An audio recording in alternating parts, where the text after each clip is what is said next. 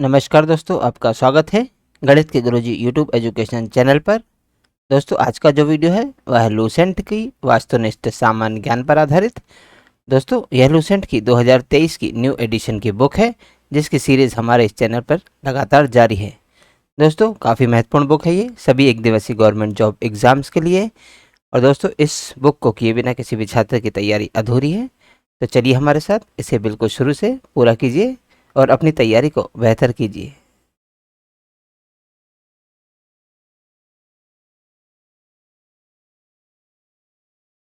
तो दोस्तों, इसमें अभी हमारा चल रहा है अध्याय नंबर 4 भूगोल। और भूगोल की आज हम प्रश्नावली करेंगे, प्रश्नावली नंबर 10, जिसका नाम है पर्वत, पठार एवं मैदान। दोस्तों, इससे पहले जो 9 प्रश्नावलियां हैं उन सभी की वीडियोस बन चुकी हैं। यदि आप उन्हें देखना चाहते हैं तो आप हमारे प्लेलिस्ट सेक्शन में जाकर उन्हें देख सकते हैं। तो चलिए दोस्तों, फिर शुरू करते हैं आज का वीडियो। तो दोस्तों, आज हम करेंगे अध्याय नंबर 4 भूगोल की प्रश्नावली नंबर 10 पर्वत, पठार एवं मैदान। तो चलिए दोस्तों, फिर शुरू करते हैं। पहला प्रश्न, स्थलमंडल के कुल क्षेत्रफल के कितने प्रतिशत भाग पर पर्वतों का विस्तार पाया जाता है? दोस्तों, स्थलमंडल के कुल क्षेत्रफल के 26% भाग पर पर्वतों का विस्तार पाया जाता है। अगला प्रश्न, प्रश्न नंबर 2, पर्वत की गणना किस श्रेणी के स्थल रूपों में की जाती है? दोस्तों, पर्वत की गणना द्वितीय श्रेणी के स्थल रूपों में की जाती है। अगला प्रश्न, प्रश्न नंबर 3, पर्वतों पर विश्व की कितनी प्रतिशत जनसंख्या निवास करती है? दोस्तों, पर्वतों पर विश्व की 1% जनसंख्या निवास करती है। अगला प्रश्न, प्रश्न नंबर 4, पर्वतों की उत्पत्ति से संबंधित रेडियो सक्रियता सिद्धांत का प्रतिपादन किसने किया है? दोस्तों, पर्वतों की उत्पत्ति से संबंधित रेडियो सक्रियता सिद्धांत का प्रतिपादन जॉली ने किया है।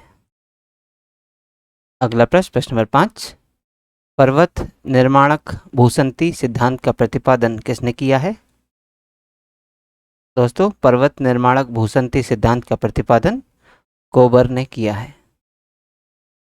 अगला प्रश्न, प्रश्न नंबर 6, विश्व के विशाल वलित पर्वतों की रचना आज से लगभग कितने मिलियन वर्ष पूर्व हुई थी? दोस्तों, विश्व के विशाल वलित पर्वतों की रचना आज से लगभग 30 मिलियन वर्ष पूर्व हुई थी। अगला प्रश्न, प्रश्न नंबर 7, नवीनतम पर्वतमाला कौन सी है? दोस्तों, यूराल नवीनतम पर्वतमाला है। अगला प्रश्न, प्रश्न नंबर 8, हिमालय पर्वत श्रृंखला किसका उदाहरण है? दोस्तों, हिमालय पर्वत श्रृंखला वलित पर्वत का उदाहरण है। अगला प्रश्न, प्रश्न नंबर 9, एंडीज पर्वत किसका उदाहरण है? दोस्तों, एंडीज पर्वत वलित पर्वत का उदाहरण है। अगला प्रश्न, प्रश्न नंबर 10, अवशिष्ट पर्वत का उदाहरण क्या नहीं है? तो दोस्तों, अवशिष्ट पर्वत यानी रेसिडुअल माउंटेन का उदाहरण फ्यूजियामा पर्वत नहीं है, जबकि अरावली पर्वत, अपलेशियन और विंध्याचल पर्वत ये सभी अवशिष्ट पर्वत के उदाहरण है। अगला प्रश्न, प्रश्न नंबर 11, निम्न में से कौन भ्रंशोत्त पर्वत यानी ब्लॉक माउंटेन है? तो दोस्तों, इनमें से वॉसजेस, ब्लैक फॉरेस्ट और सियरा नेवादा ये तीनों ही भ्रंशोत्त पर्वत यानी ब्लॉक माउंटेन के उदाहरण हैं। तो ऑप्शन डी इनमें से सभी इसका सही उत्तर होगा। अगला प्रश्न, प्रश्न number 12, Rockies, Andes, Atlas, Alps, Himalaya आदि किस प्रकार के पर्वत हैं? दोस्तों, Rockies, Andes, Atlas, Alps, Himalaya आदि ये सभी वलित पर्वत के प्रकार हैं। ये सभी वलित प्रकार के पर्वत हैं। अगला प्रश्न, प्रश्न नंबर 13, निम्न में से कौन विश्व के नवीन वलित पर्वत का उदाहरण प्रस्तुत करता है? दोस्तों, विश्व के नवीन वलित पर्वत का उदाहरण है आल्प्स पर्वत। अगला प्रश्न नंबर 14, निम्न में से कौन एक वलित पर्वत है? दोस्तों, इनमें हिमालय एक वलित पर्वत है। अगला प्रश्न नंबर 15, सुमेलित कीजिए। दोस्तों, इसमें सुमेलित करना है सूची 1 को सूची 2 के साथ और नीचे दिए गए कोट में से सही उत्तर चुनना है। तो सूची 1 में कुछ पर्वत के प्रकार दिए हैं और यह किन के उदाहरण है ये बताना है। तो दोस्तों, पहला है अवशिष्ट पर्वत। तो दोस्तों, अवशिष्ट पर्वत का उदाहरण है नीलगिरी का पर्वत।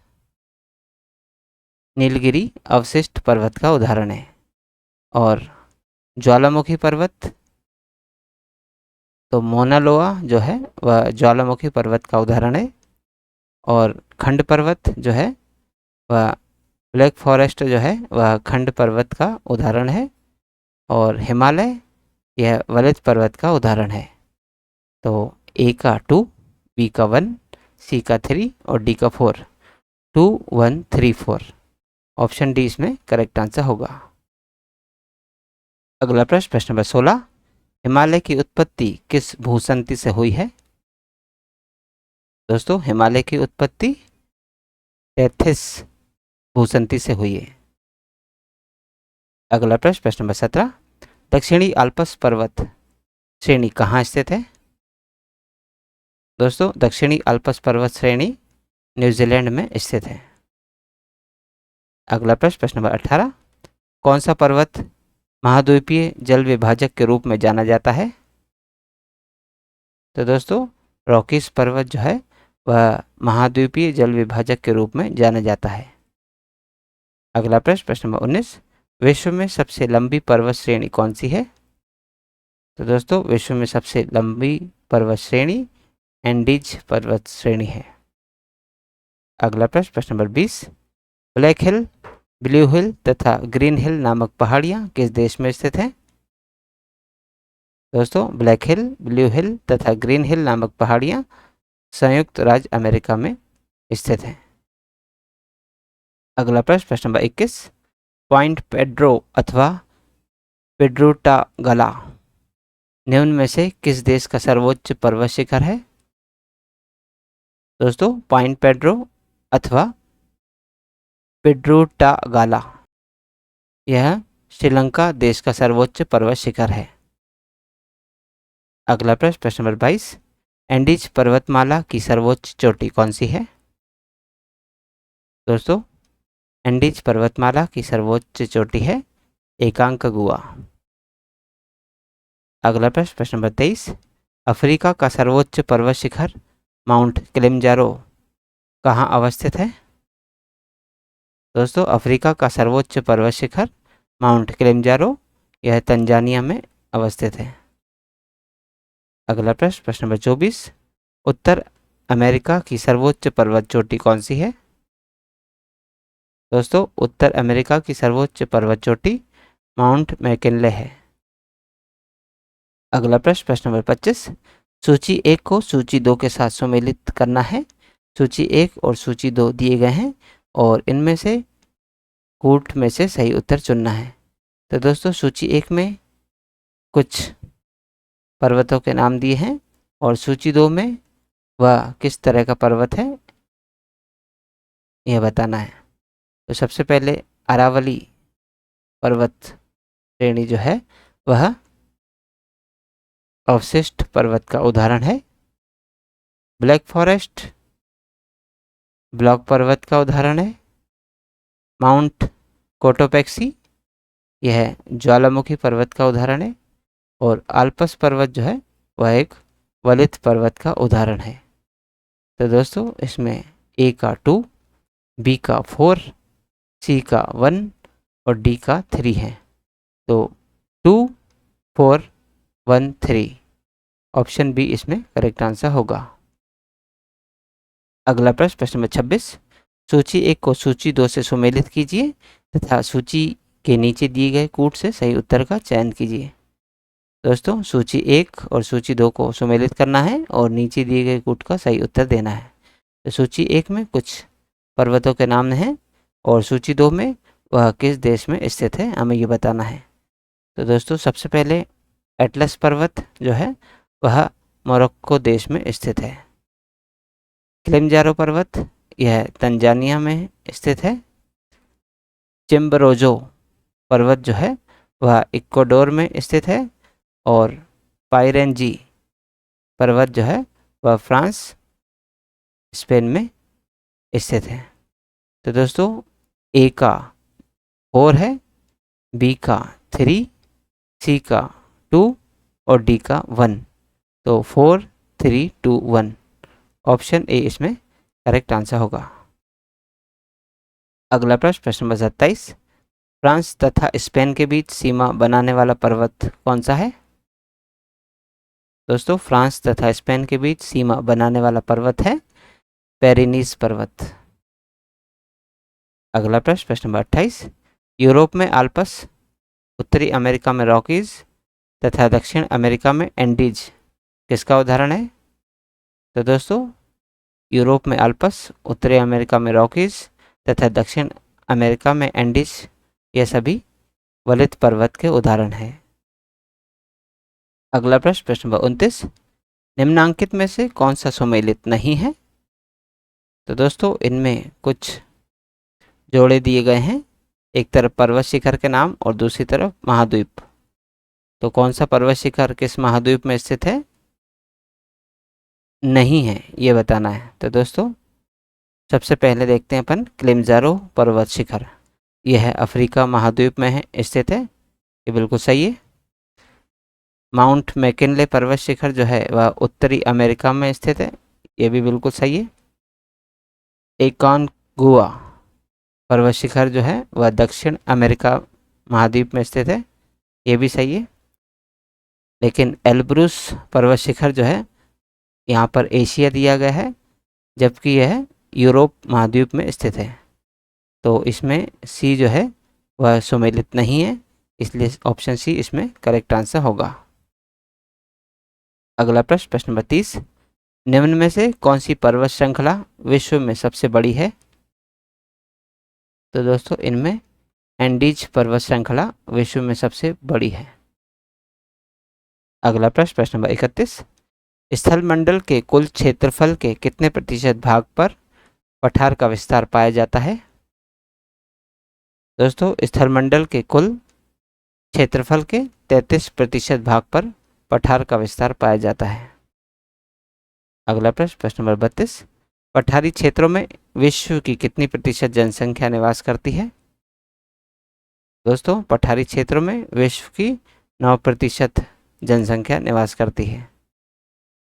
अगला प्रश्न नंबर 33, पठारी क्षेत्रों में निम्न में से कौन सा खनिज नहीं पाया जाता? तो दोस्तों पठारी क्षेत्रों में कोयला पाया जाता है, लौह अयस्क भी पाया जाता है, मैंगनीज भी पाया जाता है, लेकिन खनिज तेल नहीं पाया जाता। अगला प्रश्न नंबर 34, जो पठार चारों ओर से पर्वतमालाओं द्वारा घिरे होते हैं वह क्या कहलाते हैं? दोस्तों जो पठार चारों ओर से पर्वतमालाओं द्वारा घिरे होते हैं वह अंतरा पर्वतीय पठार कहलाते हैं। अगला प्रश्न नंबर 35, पर्वतों के पदों यानी फुट हिल्स अर्थात किसी पर्वत के सहारे स्थित पठार को क्या कहा जाता है? दोस्तों पर्वतों के पदों यानी किसी पर्वत के सहारे स्थित पठार को अंत पर्वतीय पठार कहा जाता है। अगला प्रश्न नंबर 36, निम्नलिखित में से किस पठार को अंत पर्वतीय पठार की श्रेणी में नहीं रखा जाता? तो दोस्तों इनमें छोटा नागपुर का पठार अंत पर्वतीय पठार की श्रेणी में नहीं रखा जाता, जबकि तिब्बत का पठार, मेक्सिको का पठार और बोलिविया का पठार ये सभी अंतर पर्वतीय पठार की श्रेणी में आते हैं। अगला प्रश्न नंबर 37, अंतर पर्वतीय पठार का उदाहरण नहीं है? तो दोस्तों इनमें पेंटागोनिया का पठार अंतर पर्वतीय पठार का उदाहरण नहीं है। जबकि तिब्बत का पठार, कोलंबिया का पठार और बोलिविया का पठार यह अंतर पर्वतीय पठार के उदाहरण है। अगला प्रश्न, प्रश्न नंबर 38, निम्नलिखित में से कौन एक पर्वतपदीय पठार है? दोस्तों, पेंटागोनिया का पठार पर्वतपदीय पठार है। अगला प्रश्न, प्रश्न नंबर 39, मेसेटा का पठार निम्न में से किस देश में स्थित है? दोस्तों, मेसेटा का पठार स्पेन तथा पुर्तगाल देश में स्थित है। अगला प्रश्न, प्रश्न नंबर 40, टेलीग्राफिक पठार निम्नलिखित में से कहाँ स्थित है? दोस्तों, टेलीग्राफिक पठार उत्तरी अटलांटिक महासागर में स्थित है। अगला प्रश्न, प्रश्न नंबर 41, विश्व का सर्वाधिक ऊंचा पठार निम्नलिखित में से कौन सा है? तो दोस्तों, तिब्बत का पठार विश्व का सर्वाधिक ऊंचा पठार है। अगला प्रश्न, प्रश्न नंबर 42, पोटवार पठार निम्नलिखित में से किस देश में स्थित है? दोस्तों, पोटवार पठार पाकिस्तान देश में स्थित है। अगला प्रश्न, प्रश्न नंबर 43, लोयस पठार कहाँ स्थित है? दोस्तों, लोयस पठार चीन में स्थित है। अगला प्रश्न, प्रश्न नंबर 44, सूची 1 को सूची 2 के साथ सम्मिलित कीजिए तथा नीचे दी गई कोड में से सही उत्तर चुनिए। तो दोस्तों, सूची 1 में कुछ पठारों का नाम दिए हैं और सूची 2 में वह किस देश में है उनके नाम दिए हैं। तो सबसे पहले अनातोलिया का पठार। दोस्तों, अनातोलिया का पठार तुर्की देश में स्थित है। अबिसिनिया का पठार यह इथोपिया देश में स्थित है। मेसेटा का पठार यह स्पेन में स्थित है और एशिया माइनर का पठार यह ईरान में स्थित है। तो दोस्तों, ए का 1, बी का 2, सी का 3 और डी का 4, ऑप्शन ए 1 2 3 4 इसमें सही उत्तर होगा। अगला प्रश्न, प्रश्न नंबर 45, तिब्बत का पठार निम्नलिखित में से कहाँ स्थित है? दोस्तों, तिब्बत का पठार हिमालय पर्वत तथा क्योनलुन के मध्य स्थित है। अगला प्रश्न, प्रश्न नंबर 46, लोयस का पठार किस तरह का पठार है? दोस्तों, लोयस का पठार पवनकृत पठार है। अगला प्रश्न, प्रश्न नंबर 47, निम्नलिखित में से किसे विश्व की छत कहा जाता है? दोस्तों, पामीर के पठार को विश्व की छत कहा जाता है। अगला प्रश्न, प्रश्न नंबर 48, तुर्की में अनातोलिया का पठार किन पर्वत श्रेणियों के मध्य स्थित है? दोस्तों, तुर्की में अनातोलिया का पठार पॉन्टिक तथा टॉरस पर्वत श्रेणियों के मध्य स्थित है। अगला प्रश्न, प्रश्न नंबर 49, रांची का पट पठार निम्नलिखित में से क्या है? दोस्तों, रांची का पट पठार एक उत्थित पेनिप्लेन है। अगला प्रश्न, प्रश्न नंबर 50, बोलिविया के पठार पर निम्नलिखित में से किस धातु का सर्वाधिक उत्खनन किया जाता है? दोस्तों, बोलिविया के पठार पर टिन धातु का सर्वाधिक उत्खनन किया जाता है। अगला प्रश्न, प्रश्न नंबर 51, स्थलमंडल के कुल क्षेत्रफल के कितने प्रतिशत भूभाग पर मैदान का विस्तार पाया जाता है? दोस्तों, स्थलमंडल के कुल क्षेत्रफल के 41% भूभाग पर मैदान का विस्तार पाया जाता है। अगला प्रश्न, प्रश्न नंबर 52, मैदान की गणना किस श्रेणी के स्थल रूपों में की जाती है? दोस्तों, मैदान की गणना द्वितीय श्रेणी के स्थल रूपों में की जाती है। अगला प्रश्न, प्रश्न नंबर 53, विश्व में उत्पन्न होने वाली फसलों तथा खाद्य वस्तुओं का लगभग कितना प्रतिशत भाग मैदानों में उपजाया जाता है? दोस्तों, विश्व में उत्पन्न होने वाली फसलों तथा खाद्य वस्तुओं का लगभग 85% भाग मैदानों में उपजाया जाता है। अगला प्रश्न, प्रश्न नंबर 54, विश्व की कुल जनसंख्या का कितना प्रतिशत हिस्सा मैदानों में निवास करता है? दोस्तों, विश्व की कुल जनसंख्या का 90% हिस्सा मैदानों में निवास करता है। अगला प्रश्न, प्रश्न नंबर 55, निम्नलिखित में से किस स्थल रूप को सभ्यता का पालना कहा जाता है? दोस्तों, वह है मैदान, स्थल रूप, जिसे सभ्यता का पालना कहा जाता है। अगला प्रश्न नंबर 56, उत्तरी पश्चिमी चीन का लोयस मैदान किस प्रकार के जमाव से बना है? दोस्तों, उत्तरी पश्चिमी चीन का लोयस मैदान रेत व धूल कणों के जमाव से बना है। अगला प्रश्न नंबर 57, पवन अपर्दित मैदान में यत्र तत्र पाए जाने वाले प्रतिरोधी चट्टानों के अवशेष टीलों को क्या कहा जाता है? दोस्तों, पवन अपर्दित मैदान में यत्र तत्र पाए जाने वाले प्रतिरोधी चट्टानों के अवशेषों टीलों को इंसेलबर्ग कहा जाता है। अगला प्रश्न नंबर 58, कास्ट मैदानों में यत्र तत्र स्थित अवशिष्ट टीलों को क्या कहा जाता है?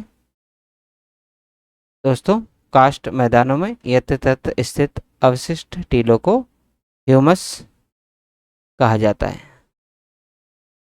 अगला प्रश्न नंबर 59, नदी अपरक्षित मैदान अथवा संप्राय मैदान यानी पेनिप्लेन में यत्र तत्र पाए जाने वाले प्रतिरोधी चट्टानों के अवशेष को क्या कहा जाता है?